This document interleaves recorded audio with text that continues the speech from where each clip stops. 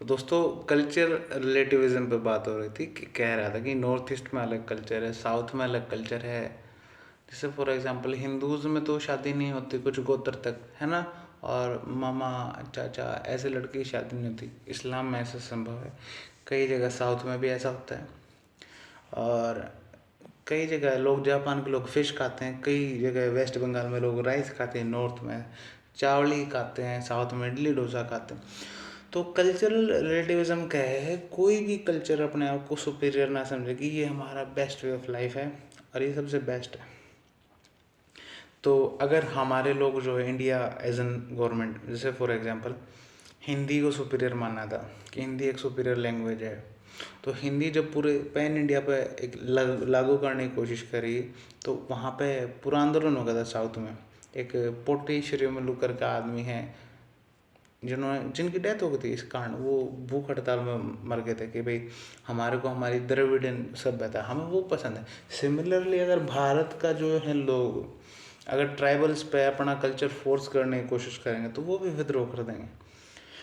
तो cultural relativism क्या कहे, कल्चरल मल्टी कल्चरलिस्ट, कल्चरल रिलेटिविज्म क्या है कि सबका अपना तरीका, एक सिंपल सी बात है कि भाई सबका अपना जीने का तरीका। आपके हिसाब से कुछ, किसी के हिसाब से पैसे में सुख है, किसी के हिसाब से जो है रिश्तों में सुख है, किसी के हिसाब से गरीबी में सुख है, किसी के हिसाब से अभाव में सुख है, किसी के हिसाब से चीज़ों में सुख है, किसी के हिसाब से भगवान में सुख है। सबका अपना तरीका है जीवन का, सबका।